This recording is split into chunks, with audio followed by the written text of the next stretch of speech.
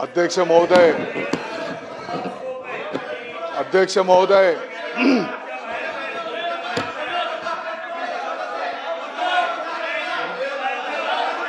अध्यक्ष महोदय, पहिली अरे देतो ना उत्तर। अध्यक्ष महोदय, मूळ बोला बोला। सन्माननीय ज्येष्ठ नेते आदरणीय जयंत पाटील साहेब, आणि आणखी त्यांचं वैशिष्ट्य हे आहे की शिक्षण क्षेत्रातलं त्यांना मोठा अनुभव आहे। ते मोठे संस्थाचालक आहेत आणि या क्षेत्रातली त्यांना अतिशय सविस्तर खोलपर्यंतची माहिती आहे।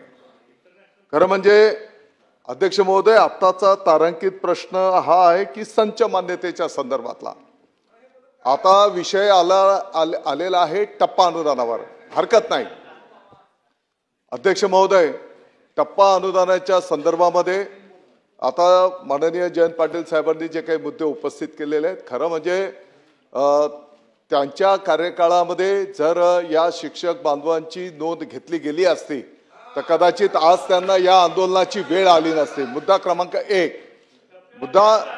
मुद्दा क्रमांक 2, तुमच्या काळात टप्प्यात आले नसतील। पाठीमागच्या काळामध्ये शासनाने ऑलरेडी सकारात्मक निर्णय टप्पा अनुदान देण्याचा एक निर्णय झाला, त्याची अंमलबजावणी पण झाली। आता हा दुसरा परत टप्प्याच्या संदर्भातला निर्णय पाठीमागच्या काळात झालेला आहे। आता त्याच्या अंमलबजावणीच्या संदर्भामध्ये मी यापूर्वीच विशद केलेला आहे की माननीय मुख्यमंत्री महोदय, माननीय उपमुख्यमंत्री महोदय यांच्याशी संवाद होईल आणि त्याच्यातनं त्या ठिकाणी निश्चितपणे मार्ग निघेल। परंतु आदरणीय जयंत पाटील साहेबांना हे पण ज्ञात आहे, किंबहुना आता जे कोण या विषयाच्या संदर्भात बोलू इच्छित असतील, आणि तुम्ही जे सांगितलं की माननीय चीफ जस्टिस साहेबांनी अध्यक्ष महोदयांना एम्पॉवर केलेलं आहे, तर शेवटी आपला देश नियम कायदा घटनेवर चालतो। या संदर्भातला जो काही नियम आहे त्या नियमाप्रमाणे शिक्षण संस्था चालकांची पण जबाबदारी आहे। जोपर्यंत आता 20% जर ते टप्पा मिळत असेल तर 80% पगार त्या शिक्षक बांधवांना देणं ही संस्था चालकाची पण जबाबदारी। मी फक्त नियम सांगतो, म्हणजे आपण संस्था चालक आहात तर एक जस्ट माहिती करता मी फक्त आपल्या निदर्शनास आणून देतो।